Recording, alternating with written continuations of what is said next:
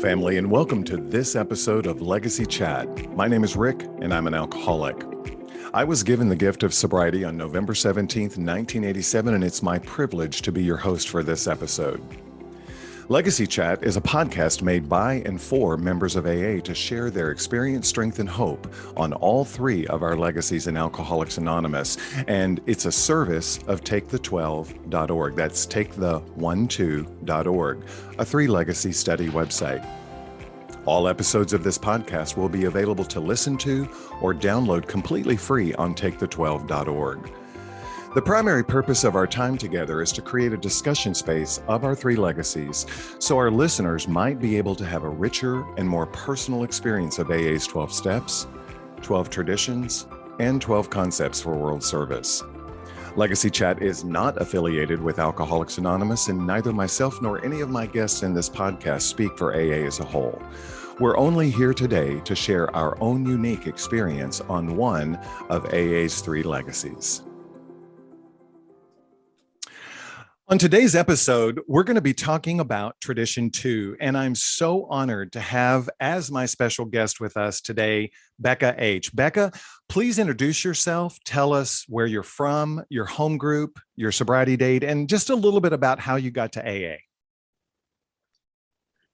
Well, I'm Becca H., and I am definitely an alcoholic. I'm from St. Louis, Missouri. I actually live in the suburbs in St. Peters, and my current home group is meeting in O'Fallon on Mondays at noon. It's the Big Book, and I'm going to be totally vulnerable and honest at the moment and say that it's struggling. We're coming out of this weird times of a pandemic, and there's been like 4 to 6 people, and it used to be 40, and so it's a little bit of a struggle. It's really breaks my heart, but I'm hoping for the best. So and my sobriety date is April 22nd, 2012. And I came here, I firmly believe 100% that I was born an alcoholic. I really didn't have much of a chance with both sides of my family riddled with alcoholism.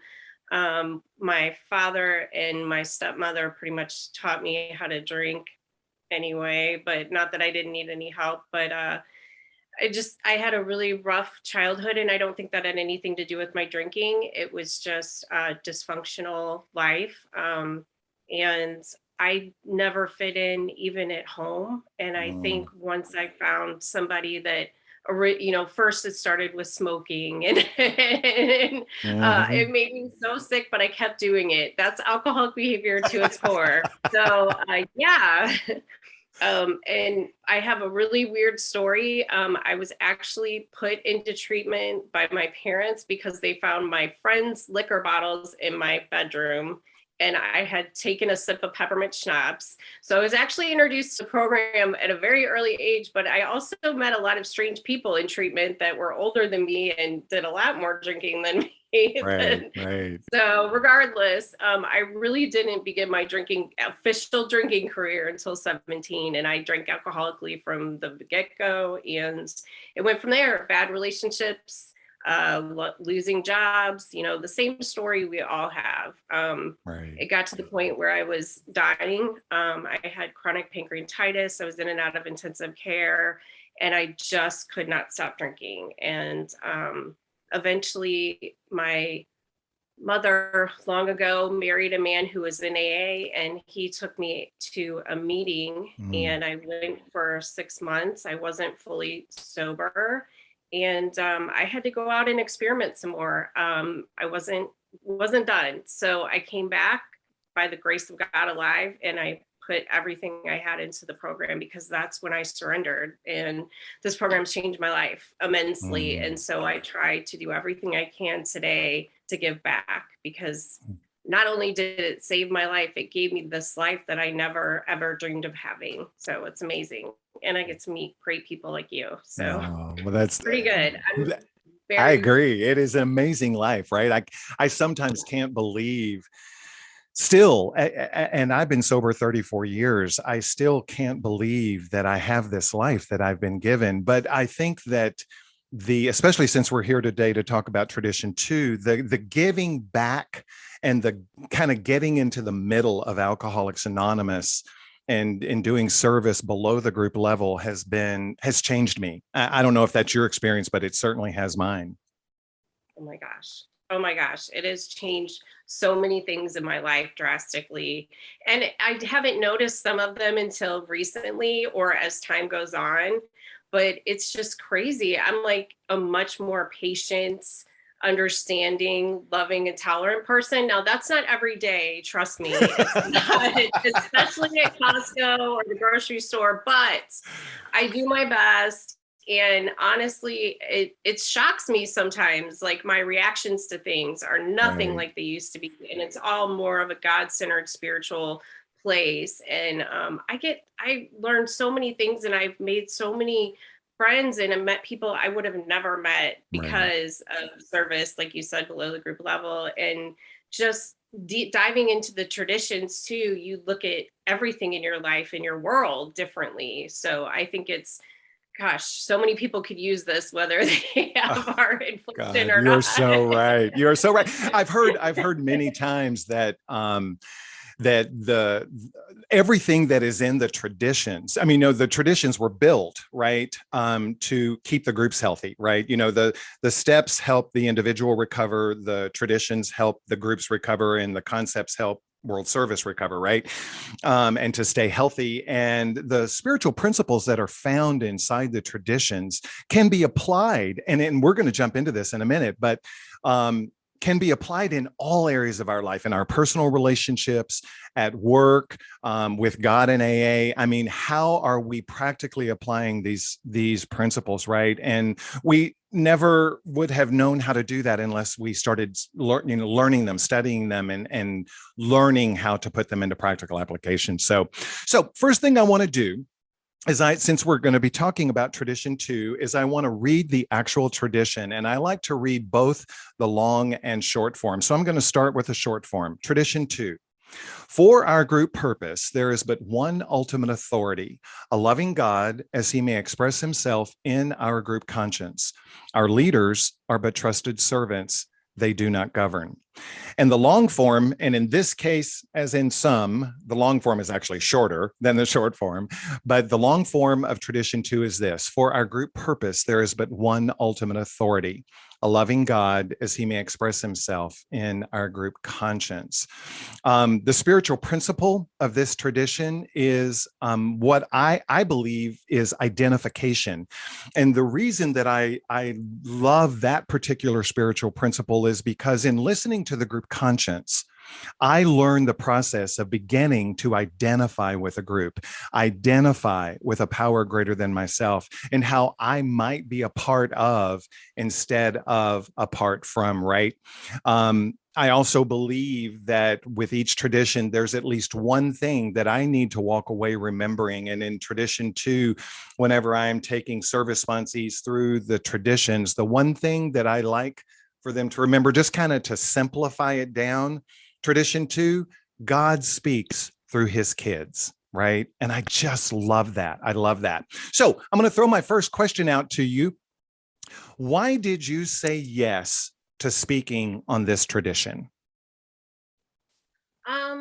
I honestly, I love the spiritual steps, and I believe that this goes along with two and three with the spiritual aspect completely.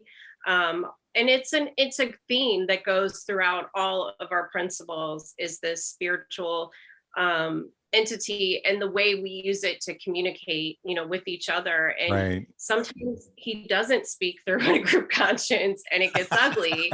And Oh, sometimes he ugly, does. ugly at a group conscience? Never. Yes. Well, that's originally why you go, right? To see the Right. drama, Right. Exactly. Well, at least that's what I've always heard. the entertainment, or as my service sponsor, who would say, pop the popcorn. Pop popcorn. Oh my God, that's great. Yeah. So, yeah, I love the spiritual part of the program in all of its forms, and I love how this tradition really brings that to life. And also, it talks about service and that we do not govern. And Right. that's so amazing. And it's a common theme in the traditions and the concepts. There's so many ways that we protect ourselves from prestige and power and people that want to govern and rule and be the chairperson for 10 years and, Right. and all of those Exactly. things that we like to do because we're alcoholics and our egos are big and it's all about me.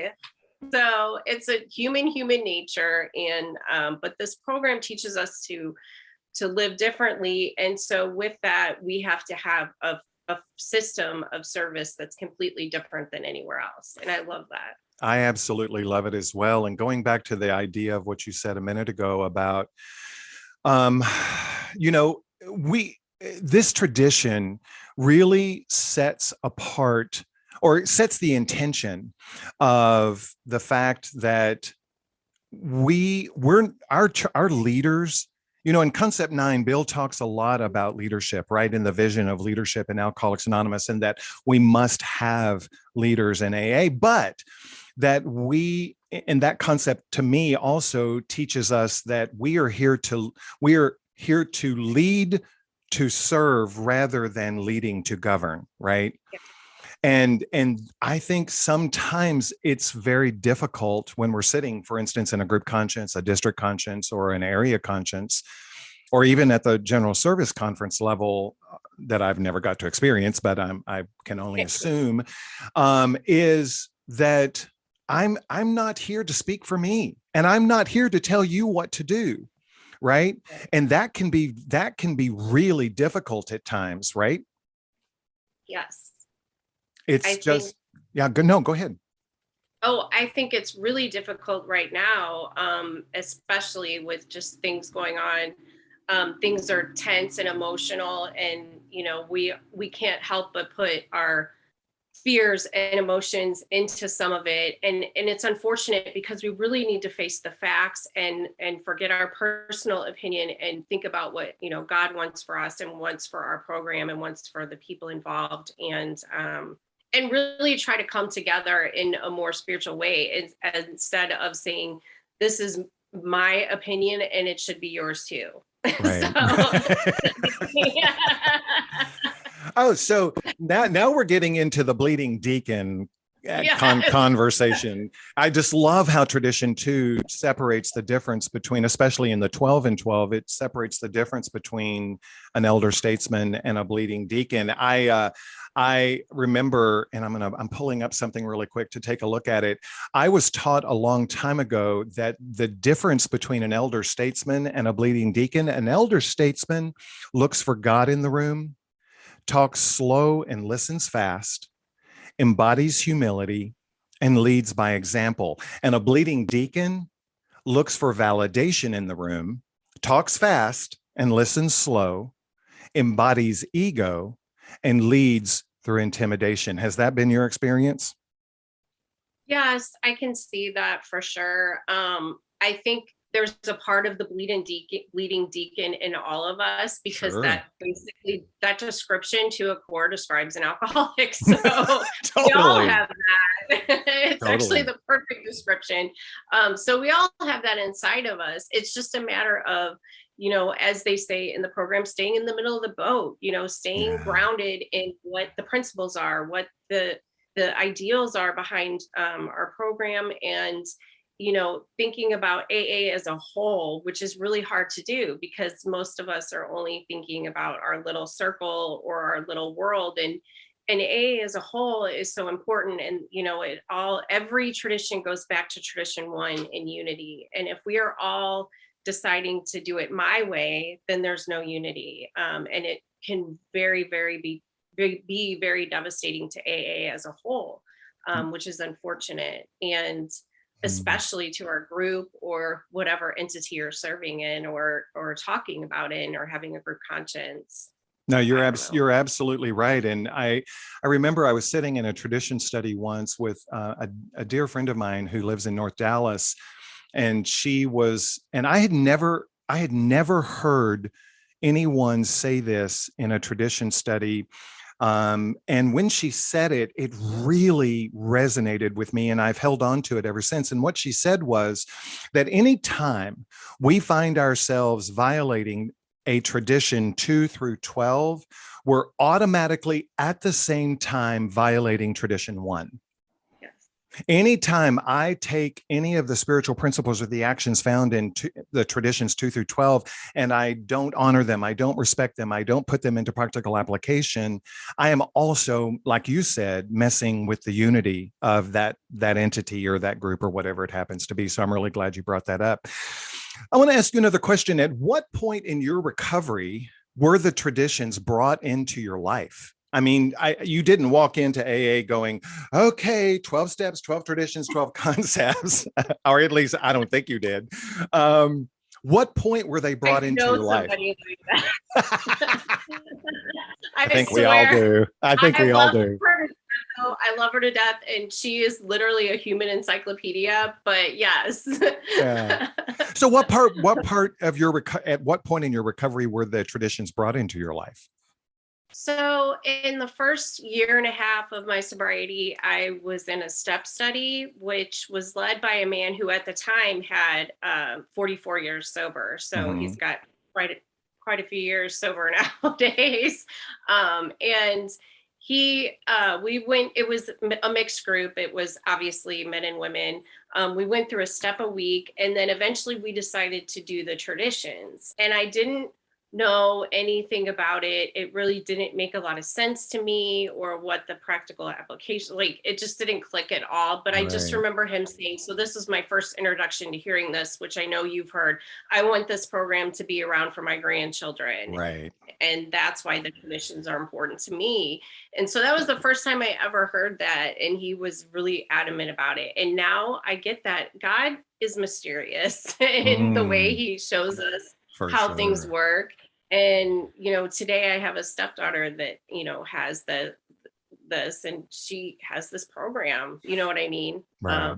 For her when she decides to get away from the sober coach and the traditions and younger people do make today different choices, and other programs work great for other people. That's right. Well, I mean, Bill was very clear in the literature that we don't have the corner on recovery and we don't have the corner on God, but we do have a way that works if you work it, right? So I'm going to switch gears a little bit. I'm going to jump over to the home group. How does your home group help its members better understand the traditions? So I have to be honest on that one. I've never really had a home group that has been interested in trying to help people understand the traditions. Okay. My past home group, they do a tradition each month. They read the tradition and they talk about it. And that's literally very small meeting. A lot of people don't attend. But then a lot of people have good things to say about it. So it was a really good way to start learning. And I started to understand the traditions more when I actually I changed sponsors, and I had a sponsor that took me through the traditions in a little bit of a different way. And she also made me raise my hand for service. So I became an intergroup rep first. And I started to do some of that stuff, and it started to make a little more sense. But really in the last few years, I've learned, gone deeper and deeper into the traditions and saw all the ways that I was breaking them. And that's the biggest thing to learn to me. Oh my God. I have been told so many times that the best way to learn about a tradition is to break it. I mean, to all the listeners out there, I don't encourage that and I don't support it, but it certainly has been my experience. Right. I mean, so my current service sponsor, we have gone through the traditions, and we read about it and we talk about it and we laugh and we tell stories. And I'm to do a presentation, about this tradition and make it come to life. And so for me, almost everyone has some story about how I've broken them, because they become glaringly obvious and you're like, oh my God. Yep. You're absolutely right. It's definitely the best way to learn. And now today, luckily, we can laugh about it. Thank God we can laugh about it, right? So I want to ask another question. How do you This idea of group conscience, this idea of listening to the group conscience, supporting the group conscience, allowing the group conscience to be wrong from time to time, right? How do you apply the principles inside this tradition in your personal life today?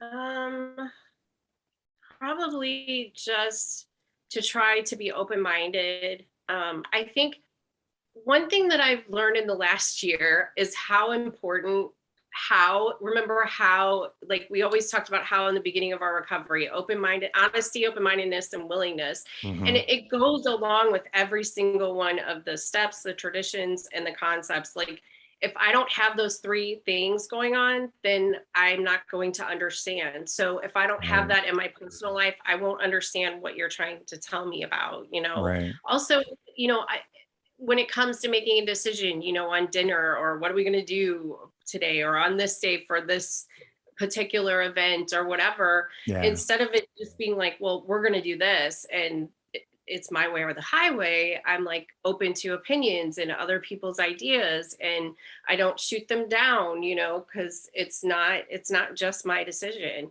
But unfortunately, in my house, our dogs make all the decisions, and we're just abide by them. So there's really no group conscience, right. uh, but we try. Well, and I think that that's the whole point, right? Is that Right. how can I practically apply tradition two in my personal life today? If I'm in a relationship, if I have a husband, or if I have a wife, or if I have kids, is that, like you said, I am not going to just kind of, it's my way or the highway, lay the law down. I'm going to be open and willing to listen to other people's input and their feedback, because I mean, I don't know about you, but in step two, when I came to believe that a power greater than myself could restore me to sanity, that meant that was willing to admit that my way is not always the right way, right? Yeah. So doing that in our personal relationships is incredibly important. Now let's move that exact same philosophy or the question over to your work life. How do you apply the idea of group conscience today in your work life? Well, in my actual job, I only work with myself, so it doesn't Okay. apply too much. But as far as work that I do in service, it's completely relevant in so many ways. It's the same way. I just have to be open minded and listen for God in the conversation and not what is overwhelmingly in my head, what I want and how I Right. want it to turn. So. Right. I work for myself as well, and I've been an independent contractor for the last 22 years, but I have clients, right? And I may, if I'm working on a project and I've got a committee, oftentimes there's a group of people that I'm working with to try to get this project executed. I'm going to have to sit and listen to their beliefs, their thoughts, their opinions, their feedback on how this project should move forward. And I often walk into circumstances like that because I'm the quote expert, because you've hired me to come in and do this project or to manage this project, that I believe I know what I'm doing, right? I believe that I know how it should be done. But oftentimes, if I'm willing to kind of sit back and really listen, and as you said, be open, then God takes us in a different direction, right? Oh my gosh, every time. Yeah. That's for sure.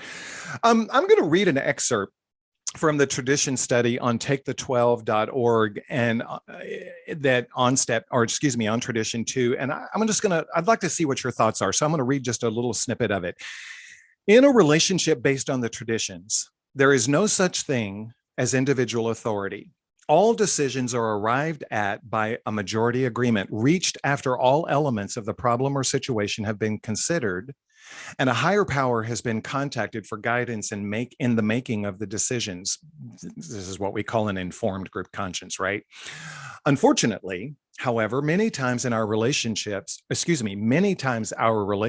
are unhealthy due to the dominance of one person or the other. The uninformed oftentimes feels they have the ability to know best for its individual participants and tries to impose this attitude of playing God in their relationship. All my life, I have feared authority. I had a very strange idea about it. I didn't like anybody else's authority. I only liked mine, right? I only liked my authority. And maybe it's not so strange if you're a sick alcoholic like me, but I certainly did not have any respectful attitude for authority. Do you have any, I mean, what are your thoughts on that? Do you have any experience on that? Um, I mean, I don't think I was ever big on authority because I did go to Catholic school and they do not, I guess they're not allowed to physically alter, physically harm children anymore, but they were then. So yeah, they scared me. And yeah, I did not have the best track record with police, I guess. And yeah, so a little bit of that, but not, I guess sometimes I want to like immediately, my immediate reaction is to not want to listen to anything they have to say Right. because I don't know them. Like, I don't know if this is coming from their ego or then they think they're so great that it's, you know, I don't know. I have like some work. Well, I think I do that better today. Like I like to, get to know people and I want to listen to what they have to say. I was a manager once at a job many, many years ago, and I wasn't very good at that. So I don't think being an authority was ever my thing. So that's kind of a good thing because it helps me with some humility. Totally agree. I totally agree. And that actually kind of is a perfect lead in into kind of the next thing that I wanted to throw out there, which is what were or are your biggest obstacles today in learning, studying, applying this tradition in your life today? I mean, which also kind of leads into the question after this, which is about inventory, because I believe that inventory is should be a regular basis or should be something I do on a regular basis. And I believe it's vital to the maintenance of my spiritual condition. What, as you're doing your inventory, what are some of the biggest obstacles that pop up for you? um, I think as far as inventory, like particularly around tradition two or in Yeah. general. Yeah. Honestly, like just recently, we had some pretty heated um, meetings regarding our next assembly. And I had to really step back and think to myself, is this only what I want, or is this the best thing for the area? And Right. that Right. was hard for me because I'm like, I felt so deeply that it needed to be this way. And I knew there were people that agreed with me, but that doesn't mean it was the right way. So I Right. really have to step back. And I think that happens to me on a weekly basis nowadays. But it's hard because sometimes that voice is so loud. You want to believe it's God's voice. Just like when it talks in the 12 and 12 about how he's on the subway after getting this job offer and he hears this voice and he's convinced it's God, Right. but it's not. And that is really, really hard sometimes because I'm like, I'm right. I know I'm right. And I'm really not. And I have to be open to the fact that maybe I'm not right. Right. So, but it's hard when things are so passionate and heated and emotional and you're in the moment. It's like, oh my goodness, is this really, am I fighting for the right thing? Right. No, So you're it's absolutely hard. right. And in the interest of total transparency, Becca and I both are currently serving in the general service structure. Becca, you want to share with our listeners what your current service position is? I am currently the alternate delegate for Eastern Area Missouri, Area 38. And I have just loved every minute of this experience. It's been unbelievable. I have grown by tremendous amounts in the last year, probably more than all of my recovery. Yeah. And I think it's made me a much better person. And I am excited to continue to do the same amount of growing and learning. So it's just really Right. awesome. Plus, I get to meet Wonderful. people. Yeah, exactly. I mean, had we not had, and I too am serving currently as the alternate delegate for Northeast Texas Area 65, Panel 71 alternate delegate. And as a result of the service that I'm doing there, that's how you and I met.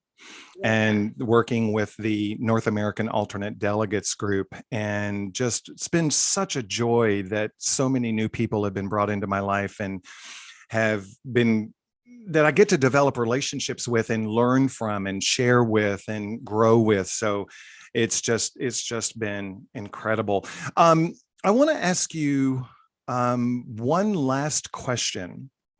And I'm going to go back to, and this is kind of around the idea of inventory, but I believe when I am taking a sponsee through the steps, for instance, and teaching them how to take the steps, but when I'm teaching, I believe it's also true when I'm taking a service sponsee through the traditions, I believe that as I'm learning about that tradition and learning what are the spiritual principles and the ideas and the concepts around it, there are things that I'm going to have to be willing to surrender. Old ideas, things that I have held on to, old belief patterns, old belief systems that I've held on to for years that simply don't serve me any longer. And since we're talking about tradition too, this idea of identification, this idea of being willing to listen and to allow, others to have good ideas, that I'm not the only one that can have them. What are some of the things that you have found yourself needing to surrender in your life around tradition too? Well, once again, I guess the current theme for me is like what I want, and that's not always the best. And I'm not sure. I think part of it is insecurity, because sometimes in a group conscience or a conscience of whatever entity I'm in at the moment, I don't have confidence in what I'm thinking or what I want or what I'm Right. feeling. And so I don't want to speak up. And I think that's a big part of it. And And I've got where does that come from? Where does from I'm not confident, where does that come from? probably from my childhood. I'm assuming.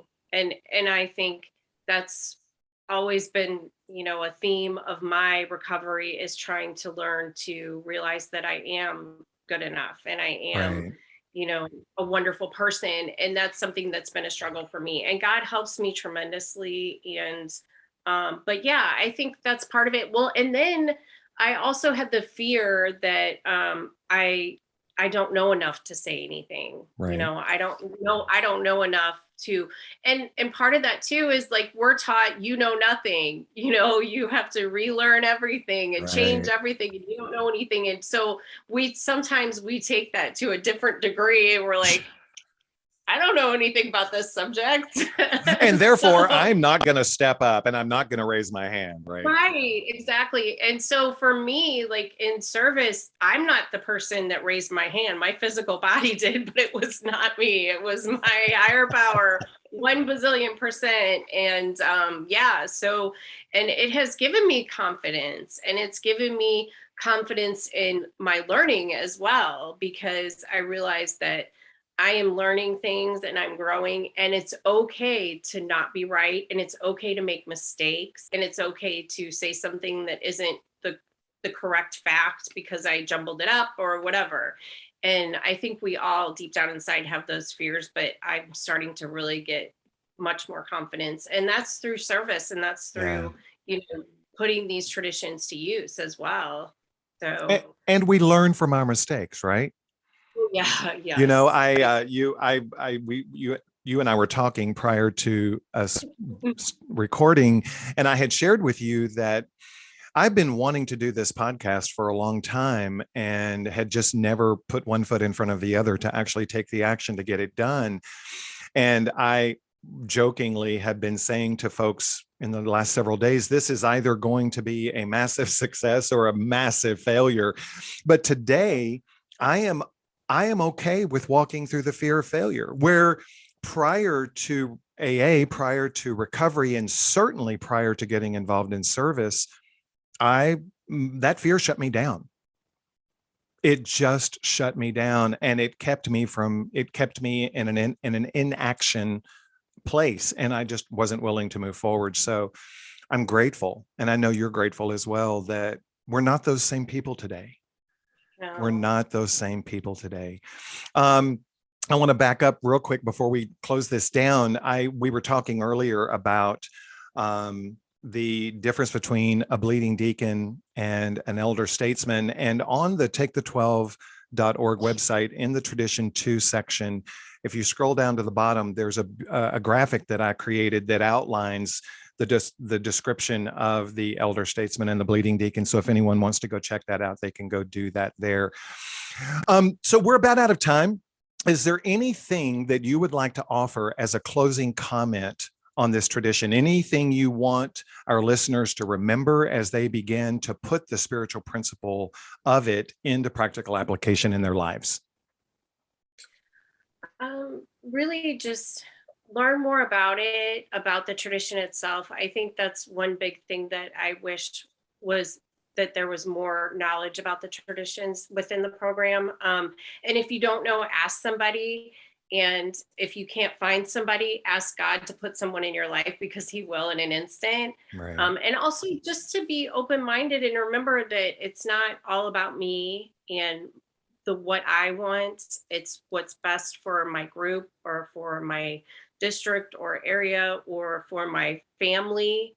I think the biggest way for me to understand the traditions in the beginning was my family and, Mm, my situation in life, where how does that relate to me at home? I have to hear everybody's ideas about what's for dinner, you know what I mean? And not shoot right, them all down.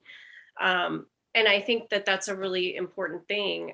Also, just to be understanding and loving of others like God wants us to be. And that way we can allow him into our group conscience. And also the group pamphlet, it has some amazing things about the group conscience. And it also talks about an informed group conscience, which is basically, we can't go into if there's something we don't have the information for, we need to ask for it, find it, talk about it. And I also love how it says in that pamphlet that we need to let everyone's voice be heard prior right, to making any motions or deciding anything. We need to let everybody, kind of express how they're feeling so we understand what everyone else is feeling about something in our group. So right. I think that's really important. Especially the minority opinion, right?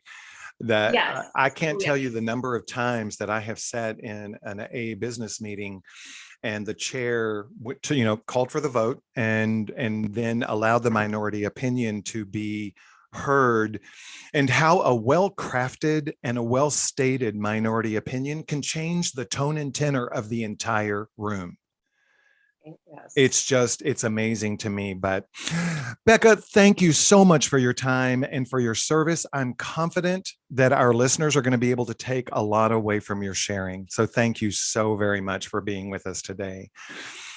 Just a reminder to everyone that you can go to takethe12.org to learn more about all three of our legacies in AA through STEP, tradition, and concept studies, blog posts, videos, books, and so much more. Until next time, let's not forget Bill W.'s words when he said this. We clearly see in AA three dimensions: the dimensions of recovery, the dimensions of unity, and the dimension of service. Without any one of these, AA could not function. God bless.